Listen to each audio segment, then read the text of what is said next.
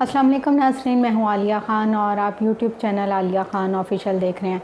नाज़रीन, आज मैं जिस पर्सनैलिटी के पास मौजूद हूँ, ये अपनी शख्सियत में एक बड़ी दिलचस्प हैं और इन्होंने बहुत ज़्यादा रिसर्च के हवाले से काम किया। और यहाँ पर ख़ास बात यह है कि इन्होंने शहर खामोशा पे यानी कि कब्रिस्तान के हवाले से बहुत ज़्यादा रिसर्च की और इस पर मुख्तलिफ़ किताबें लिखी, इनकी मुख्तलिफ़ तसानीफ़ हैं। और जिस तरह से मैंने आपको बताया कि ये रिसर्चर भी हैं, इन्होंने किताबें भी लिखी हैं, तो आज मैं आपकी मुलाकात करवाऊंगी एम.आर. शाहिद साहब से और इनसे हम पूछेंगे कि इन्होंने ख़ास तौर पर जो है शहर खामोशा पे रिसर्च करने का इनको आइडिया किस तरह से आया और इन्होंने क्यों सोचा कि इस पे काम करना चाहिए। जी अस्सलाम वालेकुम सर। सर कैसे हैं आप? आपके वक्त का बहुत शुक्रिया। जिस तरह से मैं अपने नाज़रीन को बता रही थी कि आपने शहर खामोशा पे काफ़ी ज़्यादा किताबें लिखी हैं, तो सबसे पहले थोड़ा सा अपना तारुफ बताएं, फिर हम अगली बात करते हैं। तारुफ मेरा असल नाम तो मेरा मोहम्मद शाहिद है और अभी नाम मेरा कलमी नाम एम.आर. शाहिद है। मेरा पैदाइश मेरी 4 सितंबर 1961 की है। मालेर कोटला ज़िला संगरूर मशरक़ी पंजाब इंडिया की है। हम पार्टीशन कोई 23-24 साल बाद यहाँ पे आए थे। मैं उस वक्त कोई तीसरी जमात में पढ़ता था। अच्छा। तो यहाँ पे मैंने मैट्रिक किया। मैट्रिक के बाद फिर मैंने अपनी सर्विस ज्वाइन की मैंने गवर्नमेंट, वहाँ से फिर मैंने रिटायरमेंट ली कोई 4 साल केवल। और ये शौक़ मुझे शुरू से था लिखने लिखाने का, लेकिन मैं सच्ची कहानियाँ बेतियाँ वगैरह लिखा करता था और बच्चों के लिए नज़में वगैरह, या इसके बाद अपने मैंने वो अफसाने भी लिखे मैंने। लेकिन मैं मुतमिन नहीं था। मैं मुतमिन था कि कोई ऐसा काम किया जाए एंटीक जो पहले काम नहीं हुआ। जब मुझे कब्रिस्तान कहीं जाने का इत्तेफाक होता था, मैनी साहब या मोहनपुरा कब्रिस्तान की जनाजे के साथ के दोस्त साहब आपके अज़ीज़ के, तो कब्रों के जो किसी मशहूर कब्रों पे नज़र पड़ती थी ना, तो जो कतवे मिटते मैं देखता था, तो उससे मुझे दुख होता था कि कल ये निशान अपना खो बैठेंगे, मदम हो जाएंगे, टूट जाएंगे, तो क्यों ना इन्हें कैमरे की आंख से महफूज किया जाए और कलम के नुक से इन्हें इनकी हिस्ट्रियाँ जो है महफूज कर ली जाए।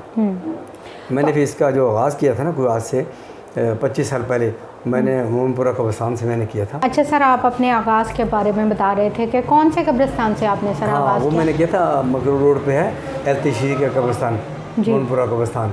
वहाँ पे हमारे मुल्क के बड़ी नौमर शख्सियत वहाँ पे मदफून है। वहाँ पे मशीर काज़मी और अपने रशीद अतरे, वजाहत अतरे, मदर शाह अदाकार और सैयद आबिद याबद बड़े मरूफ शायर, वो अपने नासिर काज़मी जिनके खत में भी लिखा हुआ कि दाइम आबाद रहेगी दुनिया, हम ना होंगे कोई हमसा होगा। और इसी तरह बहुत सारे फ़नकार, बहुत सारे राइटर, बहुत सारे वहाँ पे शख्सियत वहाँ पे मदफून है, शोहदा वहाँ पे है। अच्छा सर, जब आपने मतलब ये आइडिया डिस्कस किया कि आपने सोचा कि अभी मैं शहर खामोशा पे लिखूँ, तो उस वक़्त किसी से आपने डिस्कस किया तो क्या फीलिंग्स थी? लोगों ने आपको क्या रिमार्क्स दिए? किसी ने हौसला अफजाई की या लोगों ने आपको कहा कि भी तुम किस काम के पीछे लग गए हो? नहीं, मुझे अपने बाहर से नहीं तनकीद का निशाना करना पड़ा, मुझे घर से भी था। अल्लाह ताला ने नसीब कर मेरी वालदा मोहतरमा को, मेरी वालदा मुझे भी इतराज़ किया करते थे कि नहीं, दोपहर का टाइम होता है, शाम का टाइम होता है, इतवार का टाइम होता है, कब्रिस्तान में ना जाया करो, वहाँ पे ऐसी चीज़ें होती है। तो मैंने उन्हें बस एक बार कान से सुनता हूँ, दूसरे निकाल देता है। मैंने कहा नहीं, जो मैंने काम शुरू किया ना, इसे मैंने मुकम्मल करके दिखाना है। सही। दोस्त ही मुझे मजाक उड़ाते थे, मेरे दफ्तर के लोग कहने कि यार तुम मुर्दों के राइटर हो, मरने वालों पे लिखते हो, जिंदा पे काम नहीं करते, तुम्हारी मत मरी है, तुमको बस नहीं घूमते रहते, पहले से पैसे खर्च करते हो और अपने तस्वीरें बनाते हो, फिर हिस्ट्री लोगों की तलाश करना, लोगों को मिलना। तो मैंने नहीं गौर किया। अच्छा। मैं कहता कि नहीं, मैंने जिस काम को मैंने हाथ डाला ना, ये काम मैंने करके दिखाना है, और मैंने करके दिखाया। पहली किताब पे मेरे 9 साल लगे थे। जो लाहौर के 105 ग्रेवयार्ड पे मैंने काम किया, 9 साल लगे। और फिर जंग अखबार से तो उसमें आपने कितनी शख्सियात को शामिल किया? उसमें मैं कमो बेश कोई 2000 के करीब शख्सियात थी वहाँ पे, मुख्तलिफ शोबे के हिसाब से, बाप के हिसाब से, बुज़ुर्गान दीन, उलमा कराम, माहिर तीब, माहिर तालीम, शोबे की दुनिया और शायर, अदीब, सहाफ़ी, नक़ाद, ख़ताब, मुसव्वर और अपने तहरीक पाकिस्तान के कारकुन, इस शोबों के हिसाब से मैंने उस किताब पे मेरे 9 साल लगे थे। और लाहौर के 105 कब्रिस्तानों पर वो तहकीक थी। और उस किताब पे फिर मेरी जब किताब आई, उस किताब पे मेरे बहुत सारे बड़े हमारे कॉलम नगारों ने, शफ़क़त मिर्ज़ा साहब, हमीद अख्तर, ए हमीद और मुन्नू भाई, अतुल कासमी, इन लोगों ने मेरे पे कॉलम लिखे थे। अच्छा। इंतज़ार हुसैन। तो सर ये जो तहकीक है ये बड़ा सब्र आज़मा काम नहीं है कि आपने बताया कि आपको पहली एक किताब लाने में 9 साल लग गए, तो बड़ा मुश्किल काम नहीं लगता आपको? तहकीक जो है ना मुश्किल तरीन काम होता है और थका देने वाला काम होता है, ज़हनी तौर पे भी और जेब के तौर पे भी, लेकिन दिलचस्प काम है। और मैंने इस काम को तहकीक भी समझा और मैंने सियाहत भी, मैंने कब्रिस्तानों की तहकीक नहीं की, मैंने उसके साथ सियाहत भी की। मैं बड़ा एंजॉय करता था, मुझे बड़ा मज़ा आता था। मुझे मेरे ज़हन में टारगेट होता था, लिस्ट होती थी जब मैं किस कब्रिस्तान में जाता था कि इस कब्रिस्तान में फ़लाँ शख्सियात मदफून है, मैंने उन्हें तलाश करना है और तलाश करके मैंने उनके बारे में उनकी हिस्ट्री इकट्ठी करनी है। तो मेरा टारगेट पूरा हो जाता था। मैं जब लाहौर जाता था, लाहौर के अलावा फिर मैंने इस्लामाबाद पिंडी पे काम शुरू किया, वहाँ से निकल के फिर मैं कराची गया। कराची 3-4 साल जाता रहा, कराची का कब्रिस्तान में मैंने काम किया। ये किताबें मेरी फिर 2010 में मेरी। सर आपको किन मराहिल से गुजरना पड़ा? कुछ मुश्किलात का भी सामना करना पड़ता होगा? इसमें मुश्किलात ज़्यादा होती हैं। तहकीक वो भी थका देने वाला काम। दूसरा कब्रिस्तानों का, जिससे लोग वैसे ही खौफ खाते हैं, हालांकि खौफ खाने की ज़रूरत ही कोई नहीं। वहाँ पे कौन लेटे हुए, हमारे अपने लेटे हुए हैं ना। वो तो इंसान की अपने ईमान की कमज़ोरी होती है ना। कि अगर पाँव के नीचे खुश्क पत्ता भी आ गया तो इंसान उससे डर जाता है, या अपने साय से बात कर डर जाता है, शायद मेरे पीछे कोई जिन आ रहा है, बला आ रही है, या कोई भूत है, या कोई चुड़ैलें हैं। जिस तरह लोगों ने मशहूर कर रखा है कि ये कब्रिस्तान जो होता है ना, ये चुड़ैलों की जगह होती हैं, भूतों की जगह होती है, बदरूहें यहाँ पे फिरती। मुझे आज तक कोई ऐसी चीज़ नज़र नहीं आई, ना मुझे कुछ चीज़ें वास्ता पड़ा। हाँ, एक चीज़ ज़रूर है, जब भी मैं गया हूँ कभी किसी बुज़ुर्ग के मज़ार पे गया हूँ या शोहदा के कब्रिस्तान गया हूँ, शहीदों की कब्रों पे, जितनी आसूदगी, ज़हनी सुकून मुझे वहाँ पे जाके मिलता था ना, मुझे आम कब्रिस्तान में नहीं मिलता था। आम कब्रिस्तान में घर पे आता था ना तो मैं बहुत ज़्यादा थकावट महसूस करता था, लेकिन वहाँ पे जाके मतलब बड़ा मामला था। वहाँ पे आसूदगी मिलती है, सुकून मिलता है इंसान को, वो बेचैनी नहीं। तो सर कभी कोई ऐसा कोई दिलचस्प बात हुई हो, कोई वाक़या हुआ हो, या कोई इस तरह का वाक़या कि जो कभी आपको ना भूल पाए हों, क्योंकि काम कब्रिस्तान का और वहाँ पे जाना, मुझे याद है ढूंढना। एक दफ़ा मैं ना पुराने हकीमों की कब्रें तलाश कर रहा था। बड़ा कब्रिस्तान है सनी फ्लोर मिल के साथ, गुलबर्ग जी। तो वहाँ पे कोई मज़ार तमीर हो रहा था, तो वहाँ पे ना एक ठेकेदार बैठा काम करवा रहा था, मिस्त्री मजदूर काम कर रहे थे। तो मैं वो हकीमों की कब्रें तलाश करके मशहूर लोगों की ना वो तस्वीरें बना रहा था। मैं जब वहाँ से गुजरा ना उनके पास से, तो ठेकेदार ने मुझसे पूछा, कहने भाई तो की कर दे पे हो, तो तस्वीरें कर दी बना रहे कब्र। मैंने उन्हें बताया, मैंने कहा मैं किताब लिख रहा हूँ, उसके बारे में मुझे ना इनके तो कतबों की तस्वीरें बनानी पड़ती हैं कि ये लोग अपने कब आए कब चले गए, इनकी तारीख पैदाइश वफ़ात लिखे। तो मैं खैर बात करके गुजर गया, तो मेरे कान उनकी समात सुन रहे थे। जब वो अपने मज़दूरों से बात कर रहा था, वो कहने के देखो कि इंसान पेट की खातिर कहाँ कहाँ मारा मारा फिरता है कब्रिस्तानों में। हालांकि मेरा वो शौक़ था, मेरा रुज़गार नहीं था, वो मेरा शौक़ था मेरा। इस तरह मुख्तलिफ लोगों से बातें सुननी पड़ती हैं, लोगों का मजाक बर्दाश्त करना पड़ता है। फिर कब्रिस्तानों में जाएँ, बहुत से लोग ऐसे हैं जो अपना काम छोड़ के ना, गोरखन या कोई बैठा होता ठेकेदार हो, काम छोड़ के ना मुतलका मुझे कब्रें दिखा देता है, बता देता है कि ये फ़लाँ की कब्र है, फ़लाँ की कब्र है। मुझे तलाश करने में दिक्कत नहीं होती। तो कई जगह जाएँ तो वो खुद कह देते कि जी हमारे पास तो टाइम नहीं है, कब्रिस्तान आपके सामने है, आपका काम है, आप तलाश करें ना करें। ऐसा ही वाक़यात हुआ। तो सर कभी ऐसा हुआ कि मतलब कोई ऐसी पर्सनैलिटी हो जो इस दुनिया से चली गई, उसके घर वालों ने आपसे कांटेक्ट किया हो कि जी आप इनको शामिल करें इसमें? नहीं, बहुत से लोगों ने किया, बहुत से लोगों ने किया। कई दफ़ा मतलब मेरी एक किताब आ गई थी, उसमें कुछ लोग रह गए थे। ज़ाहिर है ये काम ऐसा है, तहकीक का काम कभी ना ख़त्म होने वाला काम है ना। क्या मतलब कि तो लोग आते रहेंगे, नाम पैदा करते रहेंगे, लोग जाते रहेंगे। तो कई लोगों ने कहा जी आपने आपकी पहली जिल्द पढ़ी, उसमें हमारे फलां का नाम नहीं। तो मैंने कोई बात नहीं, ये काम तो रुकने वाला नहीं है ना। अब देखें मेरी 3 जिल्दें आ गई लाहौर पे। अच्छा। लाहौर पर 3 जिल्दी सही किताबें आई हैं और चौथी किताब मैं दिसंबर में मुकम्मल कर रहा हूँ। और सिलसिले मुझे फिर जब मैं किताब मुकम्मल करता हूँ लाहौर में, मुझे फिर दोबारा 5-4 साल बाद कब्रिस्तानों का फिर विज़िट करना पड़ता है। अच्छा। वहाँ की सूरत देखनी पड़ती है, कब्रों की सूरत देखनी पड़ती है, कौन कहाँ पर दफन है, कितने फासले पर उसकी कब्र के कतबे में क्या लिखा है, और कतबे की मुझे तस्वीर बनानी पड़ती है। तो सर अभी तक आप कितनी आपकी तसनीफ़ आ चुकी हैं और आगे आप किस पे काम कर रहे हैं? मेरी इस वक्त 10 किताबें मेरी आ चुकी हैं और 2 किताब कौन से उनके नाम? उनमें मेरे 3 जिल्दें तो लाहौर पे हैं। लाहौर में मदफून मशाहिर के नाम से 3 जिल्दें, और एक है शहीदान वतन, उस पर 2 जिल्दें आई हैं मेरी। ये है फ़ौज पाकिस्तान के शोहदा पे, और एक है शहीदान शोहदा पंजाब पुलिस, ये पंजाब पुलिस के शोहदा पे कांस्टेबल से लेकर SP तक, DE तक के लोग शामिल हैं। अब दूसरा उसका बारे में जो है वो मैंने मुकम्मल कर लिया, वो भी मेरा तैयार है। शोहदा पे मेरी 2 छप चुकी हैं, तीसरी किताब मेरी मुकम्मल हो चुकी है इस तरह। और कराची पे मेरा दूसरा वाली कराची में किताब छप चुकी है मेरी, उस पर कराची में मदफून मुशाहिद, उसका दूसरा वालिम मैं मुकम्मल कर रहा हूँ। इस तरह इस्लामाबाद पे शायर खामोशा के मकीन, ये नाम हमारे मुल्क के बड़े नवंबर साहब वो थे, अपने शायर थे मोहसिन बपाली, अच्छा, जिनकी गज़लें बड़ी मशहूर थी, जिन्होंने गुलबार बानो ने वो गज़ल गा के बड़ी शोहरत हासिल की थी कि चाहत में क्या दुनियादारी, इश्क में कैसी मजबूरी। तो उन्होंने भी ये नाम तजवीज़ किया था, क्योंकि जंग जो मैंने पहले किताब लिखी थी ना, जंग ने छापी थी, तो जंग ने उसका नाम गलत लिख दिया था। अच्छा, तो फिर उन्होंने मुझे फिर ख़त लिखा कि ये नाम इस तरह नहीं, इस तरह होना चाहिए। मेरी फिर मैच थी, मैंने कहा अगर आपने ये काम किया ना, तो अब मैं इसी किस्म का काम कर रहा हूँ इस्लामाबाद पे, तो इसका नाम आप लिखे बताएंगे मुझे। मुझे बड़ी मेरे लिए बड़े एजाज़ की बात होगी। उन्होंने फिर लिख के भेजा कि शायर खामोशा की मकीन।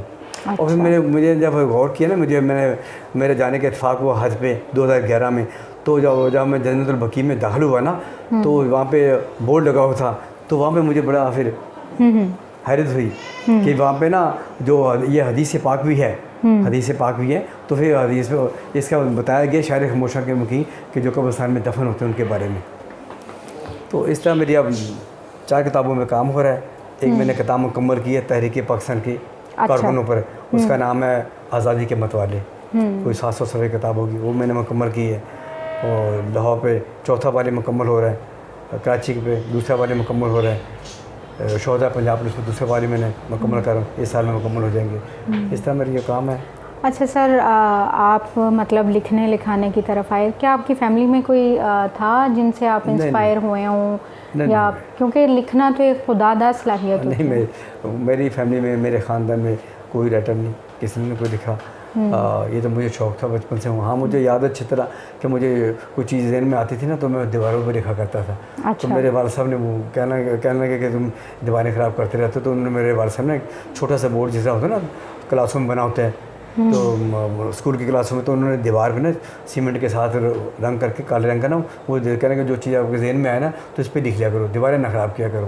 तो मुझे अच्छी तरह याद कि मुझे ये पैदाइशी किस्म का होता है मामला जैसे इंसान के अंदर लिखने लिखाने की।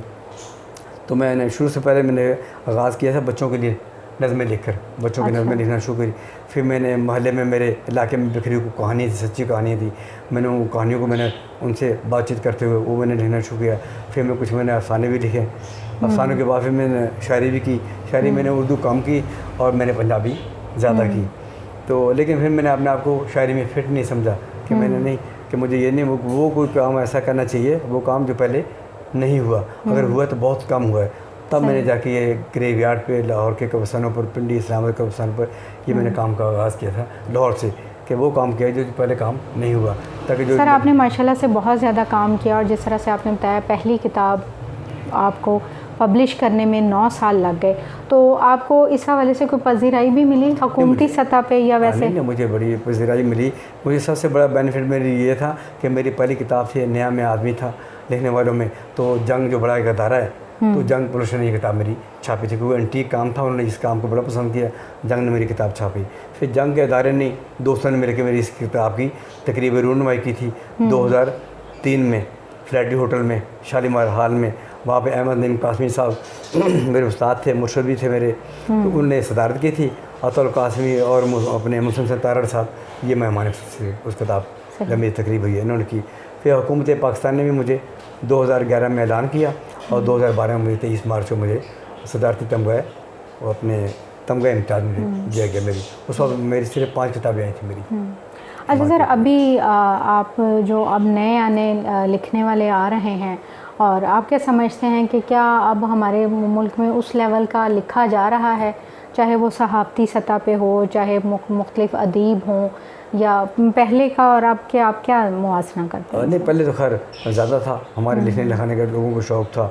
अभी इंटरनेट की वजह से लोगों ने आसानियाँ पैदा कर ली, तहक़ीक़ की तरफ निकलता कोई नहीं, वो इंटरनेट खोलते हैं, वहाँ से चीज़ निकालते हैं, वो किताबें अपने कॉपी कर लेते हैं। लेकिन आज भी कुछ लोग ऐसे हैं, नौजवानों में भी कुछ ऐसे हैं, कुछ पुराने लोग हमारे ऐसे हैं जो असल तहक़ीक़ पे अपने रखते हैं, अपने ईमान रखते हैं, यकीन कि हम जब तक इंसान घर से ना निकले, तहक़ीक़ ना करे, असल हक़ाइक़ जो सामने नहीं आते। कुछ लोग काम करने वाले हैं, मैं तो अक्सर उन्हें कहा करता हूँ, बल्कि मैं उनका हमारे तरक्की पसंद शायर थे ज़हीर कश्मीरी, तो उनके कपड़े में भी लिखा हुआ है कि हमें खबर है कि हमें चाह गए आखिरी शब, हमारे बाद अंधेरा नहीं उजाला है। तो मैं ये समझता हूँ कि मेरे बाद जो हमारे बाद भी जो को काम आएंगे, ये मेरे इस काम को कैच करेंगे, अच्छा लिखने वाले होंगे, अच्छा पढ़ने वाले होंगे और अच्छी तहकीक करने वाले होंगे। मैं मुतमिन हूँ, मैं मायूस नहीं आज की नई नस्ल से। तो सर आप क्या समझते हैं कि नेट आ गया है और हर वक्त बच्चे और बड़े भी अब तो खैर मोबाइल में लगे रहते हैं, तो क्या अब किताब दोस्ती ख़त्म होती जा रही है? नहीं, ख़त्म नहीं होगी किताब दोस्ती, ख़त्म तो नहीं होगी लेकिन कम हो गई है। लोगों ने इंटरनेट पे सारा जाना शुरू कर दिया, उस पर चेक करना शुरू कर दिया और उसे फॉलो करना शुरू कर दिया। लेकिन मैं नहीं, मैं आज भी मैं किताब पे यकीन रखता हूँ। दूसरा, तस्वीरें जो बनाई जाती हैं, मुझे कई दोस्त कहते हैं कि आप इतना अपना माली नुकसान करते हैं। मैं जब तक मैं अपने ग्रेवयार्ड की हूँ, कुछ भी हो, जब तक मैं किताबें अपने तस्वीरें ना उसकी हार्ड कापी ना बनवा लूँ, मैं प्रिंट ना बनवा लूँ, एल्बम में ना लगा लूँ, तो मुझे सुकून नहीं मिलता। कि मैं मोबाइल मेरा आज है, कल नहीं होगा, चोरी हो गया, गिर गया, ख़राब हो गया, या मैं उसमें चीज़ें सेव करता हूँ अपने लैपटॉप में, वो कल को ऐसा वायरस आ जाता है, वो सारा रिकॉर्ड मेरा साफ होता है। तो मुझे ये जो मेरा प्रिंट पड़ा होगा ना तस्वीरों का या दूसरी तहरीर पड़ेगी, वो मेरे पास महफूज रहेंगी, वो सदियों महफूज रहेंगी। तो मैं इसलिए ज़्यादा इन पर डिपेंड नहीं करता। मैं डिपेंड करता हूँ हार्ड कॉपी पे, मैं डिपेंड करता हूँ तहरीर पे। लेकिन अफसोस के इस नेट ने आसानी तो पैदा कर दी, हमें फ़ायदा भी बढ़ा दिया है, लेकिन बहुत सारे नुकसान भी दे दिए। देखिए ना, पहले लोग खुशी का गमी का मौका होता था, लोग ख़त लिखते थे, तो वो ख़त का दौर ख़त्म हो गया। मेरे पास आज भी मैंने किताब मरतब करके रखी है, नामे मेरे नाम के नाम से, उसमें पाकिस्तान के नवंबर शख्सियात के खतूत हैं, वो मेरे नाम। हकीम सईद साहब के बेशुमार खतूत हैं, हकीम सईद साहब के, अहमदुद्दीन कासमी साहब के खतूत हैं, बेशुमार पाकिस्तान के नवंबर शख्सियात के, मौलवी साहब के, बड़े अहम शख्सियात के, शायरों के, अदीबों के, पूरी किताब की शक्ल के दौर आएगा में से इसके अक्स भी और इसके प्रिंट की शक्ल में से मैं किताबी शक्ल में लाऊंगा कि मैं उसे समझता हूँ। वो तारीख है मेरे पास, सबूत है। फ़ारग वक्त में मतलब आप किस मुसन्निफ़ को पढ़ते हैं? मैं जो मेरे महबूब मुसन्निफ़ रहे हैं ना शायरों अदीबों में, वो मेरे उस्ताद भी थे, मेरे मुर्शिद भी थे, मैं उनसे इस्लाह लिया करता था। वो जनाब अहमदुद्दीन कासमी, उनके बाद अतुल कासमी, और नसर में इंतज़ार हुसैन, हमीद अख्तर, हमीद, अब्दुल्ला मलिक। और आपको ये भी मैं बता दूं कि अब्दुल्ला मलिक साहब को फौत हुए तो 16-17 साल हो गए। वो लोग के बहुत बड़ा एक नाम थे, वो मदीर आला थे अपने पाकिस्तान टाइम के और अमरोज़ के। और मुझे उनके अधूरे कामों को मुकम्मल करते हुए आज 21 साल हो गए। उनकी ज़िंदगी में मुझे उन्होंने अपने साथ लगाया था कि मेरे जो अधूरे काम है, मैं बुढ़ापा हो गया है, अब मुझसे काम नहीं होता, तो आप टाइम निकाल के 1-2 घंटे के लिए आ जाया करें। मैं उनके यहाँ आज भी जाता हूँ। अच्छा। वो फौत हुए 16 साल हो गए, लेकिन उनके बेटे आज मुझे उसी तरह मोहब्बत देते हैं, प्यार देते हैं, उनकी फैमिली सारी कि उनके, ताकि उनके जो अधूरे काम है मुकम्मल हो जाए आस्ता आस्ता। उनके वफ़ात के बाद मैंने उनकी 6 किताबें मरतब की, अब्दुल्ला मलिक साहब की। अच्छा। और 4 किताबें मैंने मरतब करके पब्लिशर को दी हुई हैं छपने के लिए। अब्दुल्ला मलिक का बहुत बड़ा नाम था, तारीख थी पूरी, कॉलम नगार थे, तजिया नगार थे। उन्होंने अपनी ज़िंदगी में 38 किताबें लिखी थी, 6 किताबें मैंने उनके मरतब की, अब्दुल्ला मलिक की। सही। वो बाएं बाजू के लोग थे, तरक्की पसंद मुसन्निफ़ थे, अच्छा लिखने वाले थे, बहुत ज़हीन आदमी थे और बड़ी मोहब्बत करते थे। मैं तो समझता हूँ मैं आज जो कुछ भी हूँ ना, इन लोगों की मोहब्बत और इनकी हौसला अफजाई की वजह से हूँ। जिन लोगों ने मेरी पहली किताब पे कॉलम लिखे, दायरे लिखे, ये मेरे लिए हौसला बना ना कि मैं जो काम कर रहा हूँ ये अच्छा काम है, कोई बुरा काम नहीं। अगर ये मेरी हौसला अफजाई ना करती है लोग, अहमदुद्दीन कासमी, अतुल कासमी वगैरह, और इंतज़ार हुसैन, हमीद अख्तर, हमीद मेरे पे कॉलम ना लिखते, नाजी ने मेरे पे कॉलम लिखा जंग में, तो ये ना लिखते तो मेरा हौसला ना बढ़ता, शायद मैं इतना काम ना कर सकता। ये इन लोगों की मेहरबानी और इन लोगों की मोहब्बत थी जो मैं इतना काम कर पाया। सर आपने शहदा पे भी बड़ा काम किया, आपने माशाल्लाह से किताबें भी लिखी हैं, आगे 6 सितंबर भी आ रहा है, तो आप इस हवाले से क्या? हाँ, 6 सितंबर के हवाले से मैंने अभी मेरे एक दोस्त है हमारे, उन्हें मैंने मजमून पहुँचाने थे कि जो हमारे 11 शहदा हैं जिन्हें निशान हैदर मिला हुआ है वो।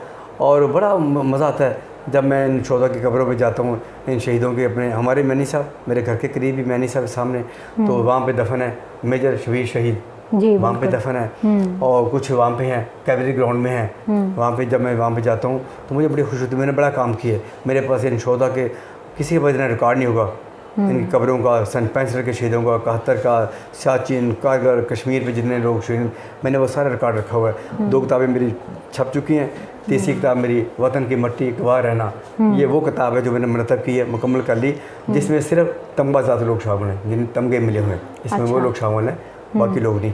मैंने उसके बारे में तो यहाँ सबसे बड़ी जो मालूमाती ख़बरन हमारे यहाँ पे मियानी साहब में दफन है मेजर शबीर शहीद जी।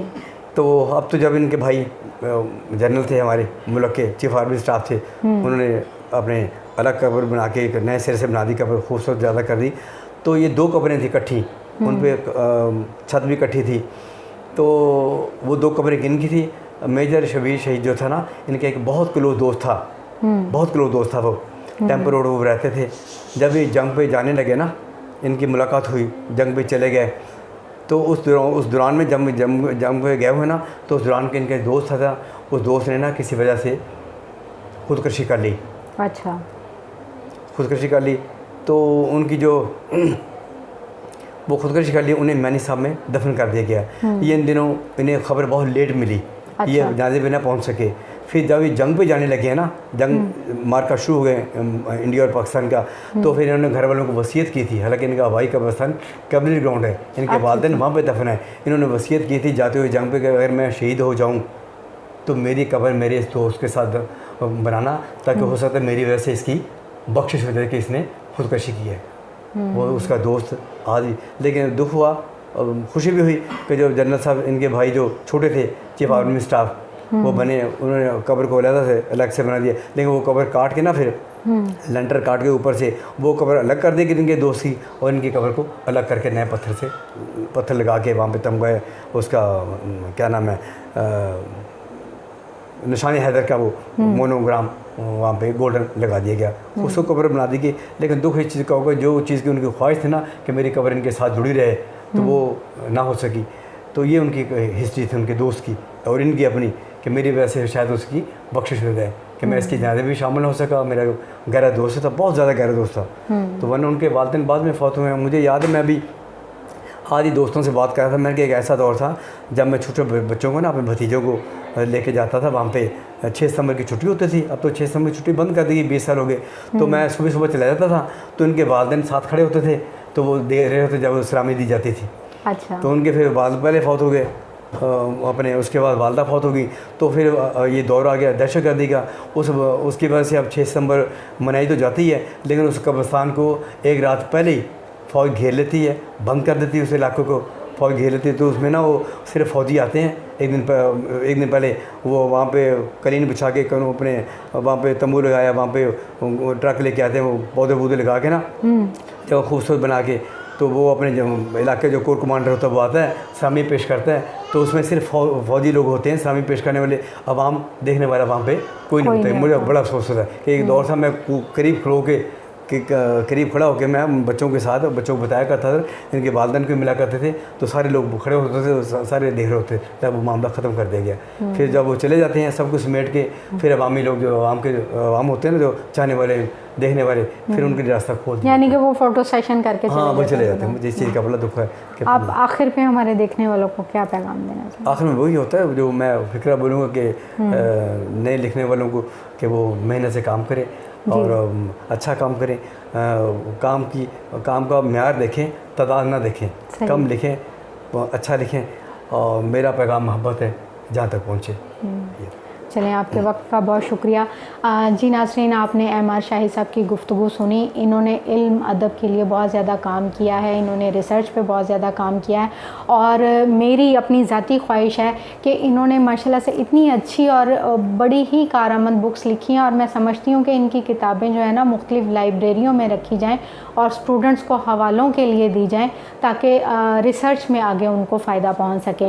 नाज़रीन, अगर आपको मेरी वीडियो पसंद आई हो तो इसे लाइक कीजिएगा। आलिया खान ऑफिशियल को अगर अभी तक आपने सब्सक्राइब नहीं किया, सब्सक्राइब कीजिएगा। कमेंट बॉक्स में अपना फीडबैक ज़रूर दीजिएगा। इसके साथ ही इजाज़त दीजिए। अल्लाह हाफिज़।